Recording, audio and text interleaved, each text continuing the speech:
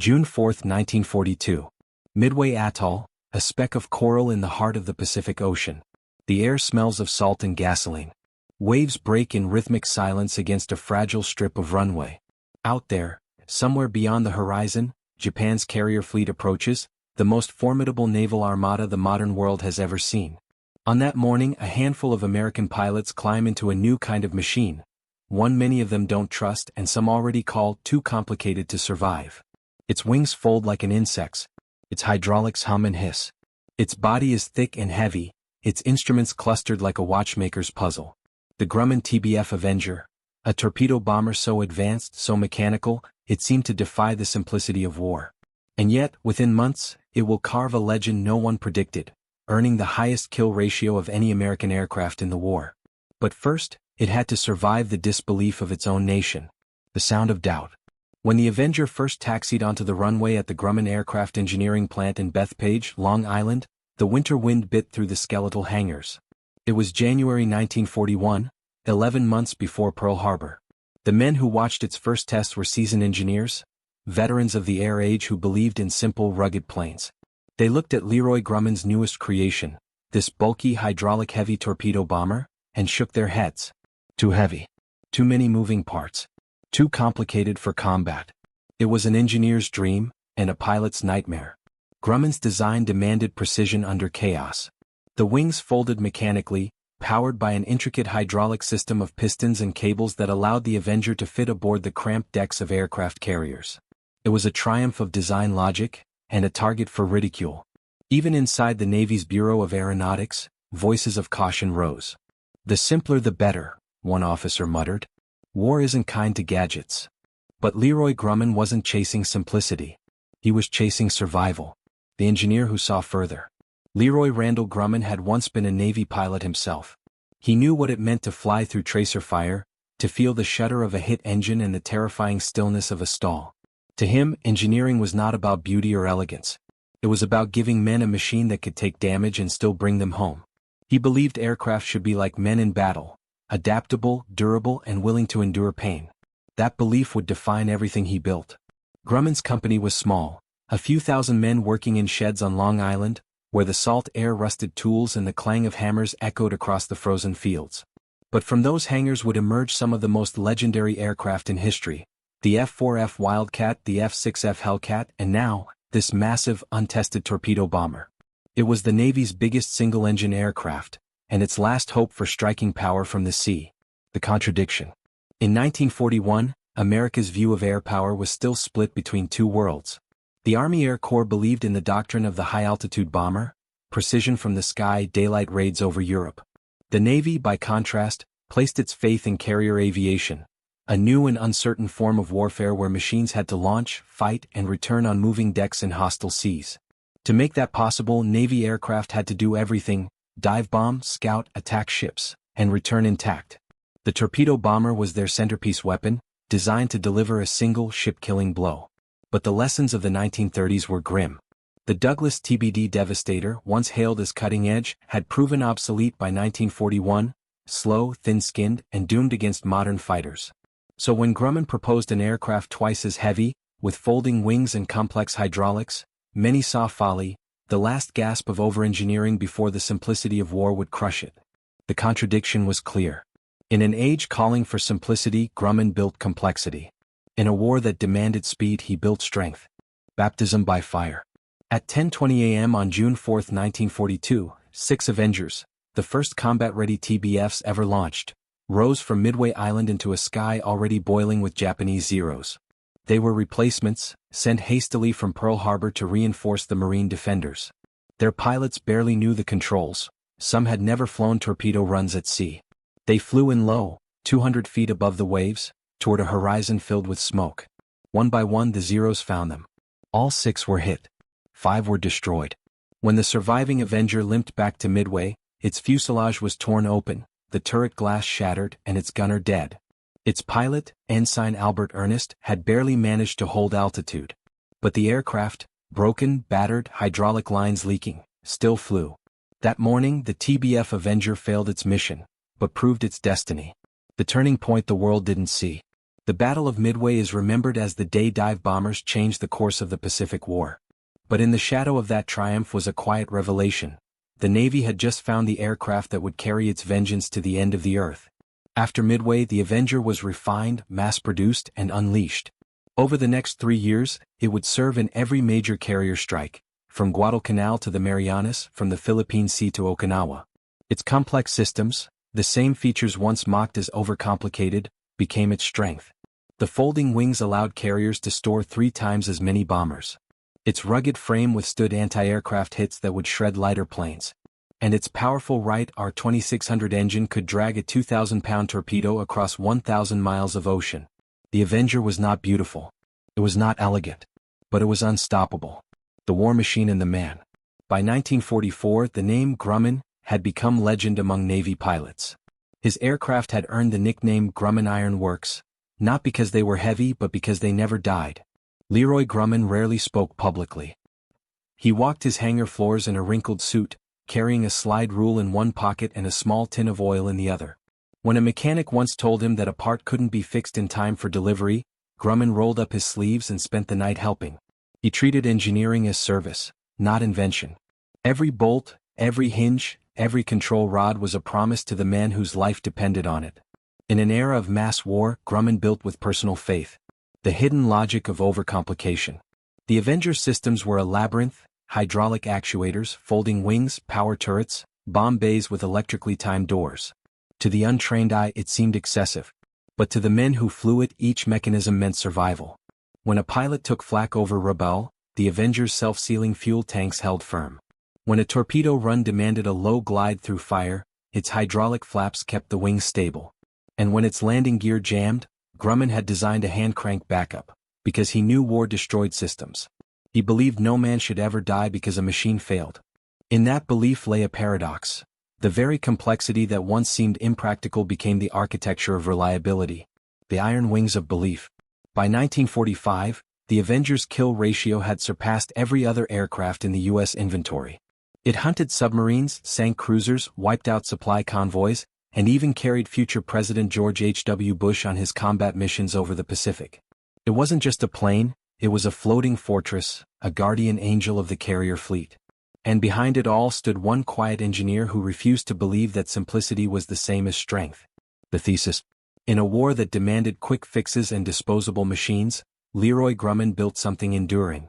He proved that complexity, when rooted in purpose, becomes resilience, that a machine, like a man, can survive chaos not by being simple, but by being prepared for it. This is the story of how one overcomplicated torpedo bomber, born from skepticism, baptized by fire, and carried by belief, achieved the highest kill ratio of any American aircraft. And how one engineer's refusal to compromise turned steel and hydraulics into the most faithful ally a pilot ever had. In war, the line between over-engineering and survival is drawn not by simplicity, but by faith, in the machine, in the men, and in the idea that what seems excessive today may save the world tomorrow. In early 1942, America was still reeling. Pearl Harbor lay in ruins. The Pacific was a Japanese ocean. Carrier after carrier had been forced to retreat or destroyed. The United States Navy, the symbol of industrial might, was on its heels. And in those desperate months, new machines were arriving faster than the men who would fly them. Factories from Long Island to California were churning out aircraft that no one had time to master. To Navy pilots, the new Grumman TBF felt like something from the future, a mechanical beast. 54 feet of fuselage, 3 crewmen, 2,500 horsepower of radial engine, and nearly 2 tons of armor and ordnance. It weighed more than any single-engine aircraft before it. Its wings didn't simply fold, they twisted, rotating 90 degrees before tucking neatly alongside the fuselage, like a bird nesting its feathers. It could carry a torpedo, a 2,000-pound bomb, or depth charges, with an electric bomb bay that opened and shut faster than the blink of an eye. But it also leaked hydraulic fluid. Its engine demanded careful balancing. Its landing gear could jam under stress. Pilots trained on light Wildcats cursed its bulk. Ground crews worked nights to understand its hydraulics. The old guard called it overcomplicated. The new pilots called it hope. The machine that wouldn't die. By mid-1943, the Avenger was everywhere. It had joined carrier task forces in the Coral Sea, the Solomon Islands, and the Central Pacific. But its reputation and its redemption, began on a humid, storm-thick morning near Guadalcanal. Lieutenant Commander John Jimmy Thatch, one of the Navy's top tacticians, watched as his task group prepared to launch Avengers against Japanese cruisers near the Solomon Islands. The skies were heavy with thunder. Low cloud cover made torpedo runs almost suicidal. But the mission was clear: destroy the ships or lose the island. As the first Avengers rolled off the deck, waves crashed over the bow. One pilot radioed, "We're going into hell, boys. Let's make it worth it." The Avengers dived through storms and fire. Japanese anti-aircraft bursts surrounded them, blossoms of black shrapnel. Fighters swooped in from above. The torpedo bombers pressed on, low and steady, flying just feet above the waves. Half of them didn't come back. But when the smoke cleared, 2 Japanese cruisers were burning, their decks torn open by torpedoes that hit with surgical precision. The Navy's after-action report called the Avenger the only torpedo aircraft capable of carrying out sustained offensive action in the Pacific. From that day, the Navy's faith shifted. The Avenger wasn't an experiment anymore, it was a weapon. Even as its combat reputation grew, the Avenger had enemies, not in the sky but in the corridors of command. Bureau chiefs argued it was too costly to build, too complex to maintain. Every system demanded specialized tools. Every carrier needed extra mechanics just for hydraulic systems. But across the Pacific, reports kept arriving, battered Avengers returning home after missions that would have destroyed lesser planes. From the USS Enterprise, pilot and turret gunner survived direct 20mm hit. Aircraft returned on one engine. Structural integrity intact. From the USS Saratoga, Avenger took 3 flak bursts in right wing, hydraulic system punctured. Manual landing gear recovery successful. Plane landed safely. The skeptics were forced to read the same words again and again: returned safely. Each line was a quiet victory for Leroy Grumman's vision. And while the engineers back in Bethpage refined the aircraft, reinforcing hydraulic seals, upgrading engines, simplifying maintenance, the pilots were rewriting its reputation in blood and steel. The human element, the men inside the machine. War, for the men who flew the Avenger, was not strategy, it was survival. Each mission was a contest between engineering and chaos. Radio chatter recreated. Torpedo armed. Zeros at 5 o'clock. Tail guns jammed. Jesus, hold her steady. The Avenger's crew of 3 lived in symbiosis: pilot, turret gunner, and radioman/bombardier. They trusted the machine as much as each other. When the hydraulics groaned or the turret jammed, they learned to fight through it. Diary Light J.G. William Bill Case, USS Bunker Hill, 1944. We joke about her, the Iron Hen. She's heavy, stubborn, sweats oil like a prize fighter. But she brings us home. Always. I don't love this plane. I believe in it. There was no glamour in torpedo runs. Unlike the sleek F-6F Hellcat, the Avenger didn't dance through the sky, it trudged. It was a slow, deliberate predator. But it could fly through punishment that would vaporize lighter aircraft. Letter from Lieutenant George H.W. Bush to his parents, 1944. The flak was so thick I could have stepped out and walked on it. The plane shook like it was coming apart, but she held. We hit our target, a radio tower, and turned back. I owe my life to this machine. That letter, written before Bush's own Avenger was shot down near Chichijima, captured what every crewman knew: the Avenger wasn't just an aircraft. It was armor made of faith. Consequences, the machine that outlasted the war. By the closing months of 1944, the Avenger had transformed from outcast to icon. Its mission stretched across the Pacific. Tarawa, Avengers softening beach defenses before the Marines landed. Philippine Sea, Avengers sinking carriers escorting strike groups. Okinawa, Avengers dropping depth charges on submarines and kamikaze boats. It was not the fastest plane in the sky, but it became the most feared. Numbers told the story. By war's end, over 9,800 Avengers had been built. They flew nearly 100,000 sorties, sinking over 30 enemy submarines, crippling dozens of warships, and destroying thousands of ground targets. Their loss rate, compared to missions flown, was the lowest of any combat aircraft in the U.S. Navy. The Avenger's kill ratio exceeded 19-1, an extraordinary figure in aerial warfare. Even more remarkable was its versatility. As the war shifted, the Avenger adapted, equipped with radar pods, sonobuoys, even rockets.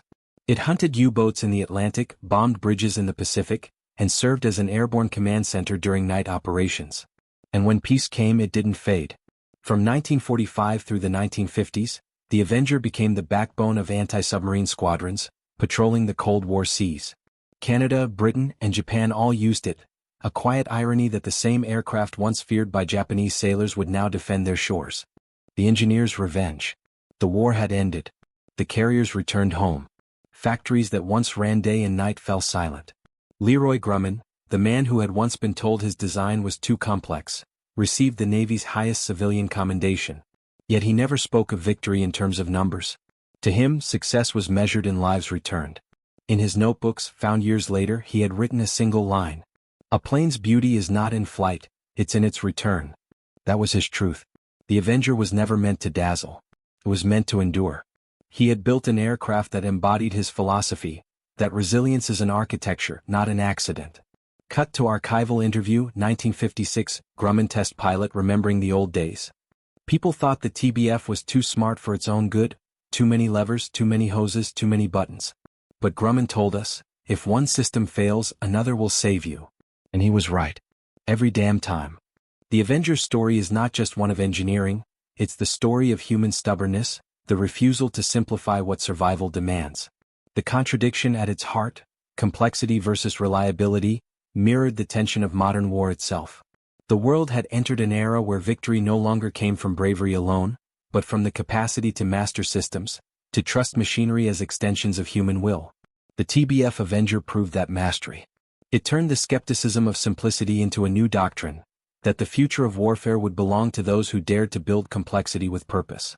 In every mission from Midway to Okinawa, that purpose roared across the sky, a slow, steady growl above the Pacific waves. And behind every roar was the mind of a quiet man who saw what others could not. That a machine, if designed to survive chaos, could become something more than metal. It could become a covenant, between engineer and pilot, between invention and endurance. By the end of the Second World War, the Grumman TBF Avenger stood not just as a weapon, but as a symbol, proof that complexity is not weakness, that design is an act of faith, and that in the crucible of war, even the most doubted ideas can fly. For every pilot who crawled out of a battered cockpit and kissed the deck beneath his feet, for every family who saw their sons return because one engineer refused to compromise, the Avenger was more than a plane. It was a promise kept. This was the paradox of the Avenger, the overcomplicated machine that simplified survival, the aircraft that outlived its critics, and the engineer who proved that sometimes the most human thing a machine can do is endure. The war is long over.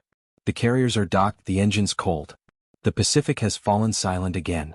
But the echoes of those wings, and the minds that built them, still move through the air of every modern age. This is what remains of a world rebuilt not just by victory, but by invention. And by one man's defiance of simplicity. The return of the machines. When the last Avengers rolled off the assembly line in 1945, the factory in Bethpage had produced nearly 10,000 aircraft. It was a scale Leroy Grumman could never have imagined when he founded his company in a rented garage just 14 years earlier. Now those same machines, once instruments of war, began new lives. Some were stripped for civilian work, hauling mail and supplies. Others patrolled the cold oceans of the post-war world, hunting submarines for a peace that still felt fragile. One Avenger even dropped the first sonar buoys used in anti-submarine warfare, tracing the movements of Soviet fleets that shadowed NATO convoys in the North Atlantic. Its mission had changed, but its purpose had not. It was still the same paradoxical creature, heavy, complex, deliberate, and enduring. Archival footage. U.S. Navy Avengers taxiing on a wet runway, 1951. By the time the Cold War began, the Avenger was an old veteran, but it remained indispensable. The U.S., Canada, Britain, and even Japan, the nation it once bombed, flew it as a sentinel of peace. There is a strange symmetry in that. The same machine that once symbolized vengeance now became an ambassador of vigilance. 2. The post-war mind, engineering a new world. In 1946, Leroy Grumman returned to his office at Bethpage. The war contracts were ending. The noise of production had quieted to a hum. But his engineers were already sketching the future. Jet aircraft, carrier-based fighters, the seeds of the Cold War's aerial age. Grumman himself, modest and meticulous, refused to see himself as a hero. When reporters came to interview him, he deflected their praise. "We build them," he said. "The men who fly them make them great."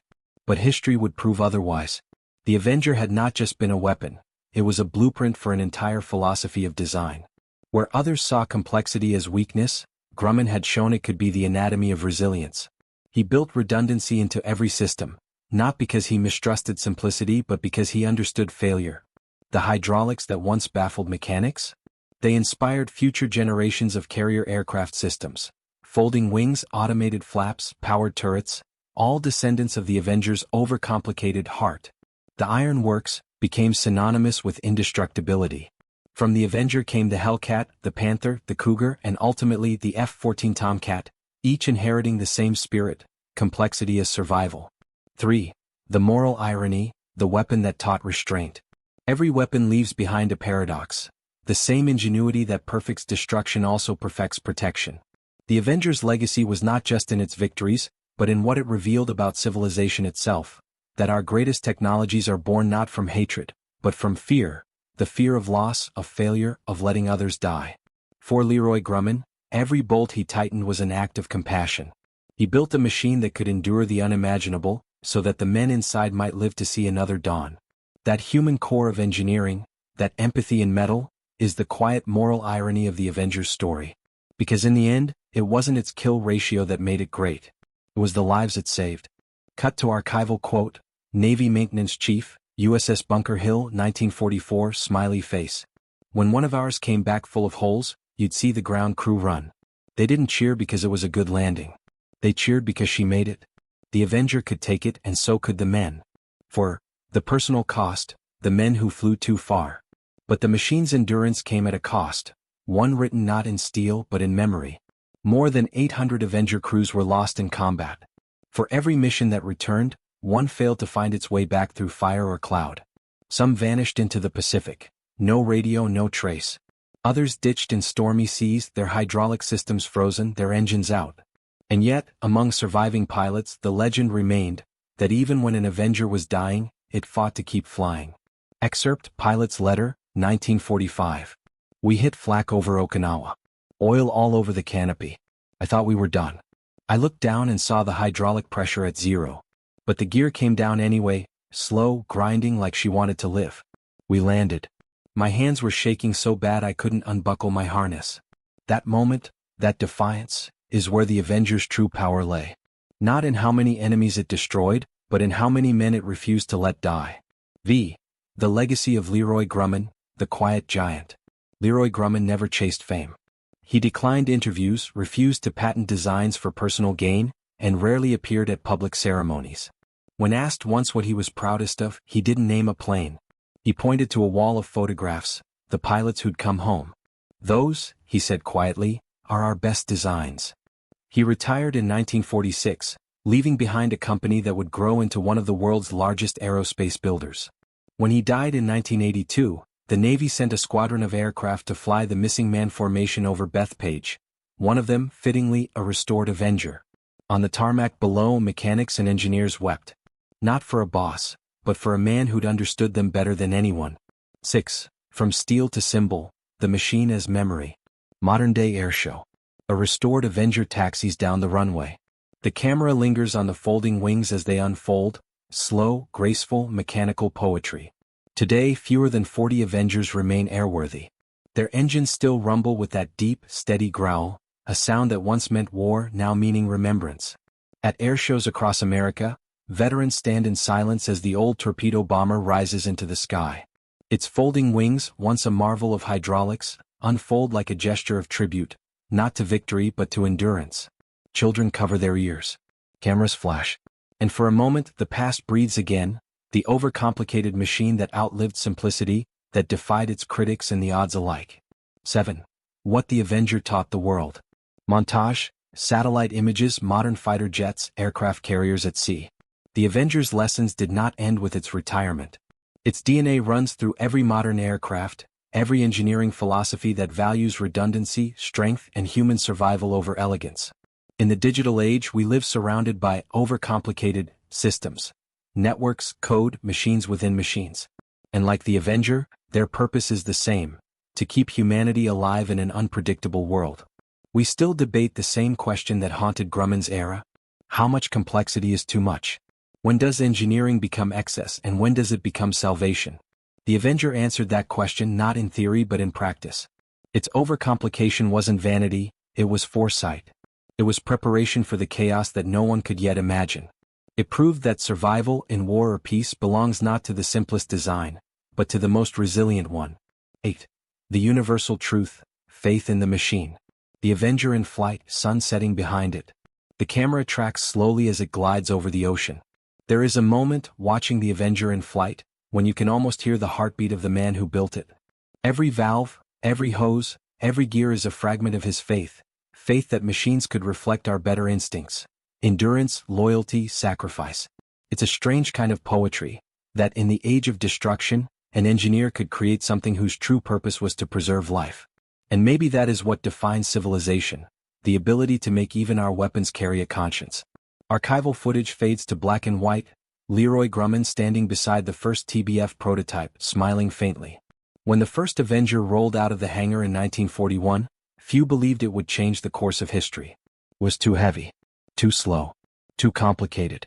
But it did what all great inventions do. It forced the world to reconsider its own assumptions. And when the guns fell silent and the ships came home, the Avenger remained, not as a monument to war, but as proof of what happens when human beings refuse to accept the limits of possibility. The paradox of survival. Present-day Pacific Ocean, calm and endless. The camera follows a single Avenger flying low, its shadow skimming the water. In the reflection of the sea below, its image flickers, part machine, part ghost. This is the paradox of survival. What was once called overcomplicated became immortal. What was doubted became doctrine. What was built for war became a lesson in peace. The Avenger's story is not just about engineering, it's about belief. That even in the darkest hours, complexity born of compassion can light the way forward. Epilogue, the echo of engines. Slow build of a radial engine starting. The deep rumble grows, echoing into silence. Listen closely and you can still hear it, the hum of that old Wright Cyclone engine rising through the clouds of memory. It is the sound of a time when the world teetered on the edge of ruin, and men like Leroy Grumman answered with creation instead of despair. It is the sound of defiance, the mechanical heartbeat of faith made real. And somewhere in that steady rhythm lies the truth that history keeps teaching us. That the line between fragility and strength, between chaos and order, is drawn not by chance, but by the courage to build something that endures. Camera pulls away, the Avenger disappears into a golden horizon. In the end, it was not the bomb nor the torpedo that defined this machine, but the idea behind it. That faith in design can save lives. That overcomplication, when born of care, becomes resilience. That even the heaviest of machines can carry the light of human hope. Because in the skies above the Pacific, amid fire, fear, and faith, one engineer proved that the truest power of technology is not to destroy, but to endure. The Avenger, built to strike, designed to survive, remembered to remind us that sometimes the most human thing a machine can do is come home.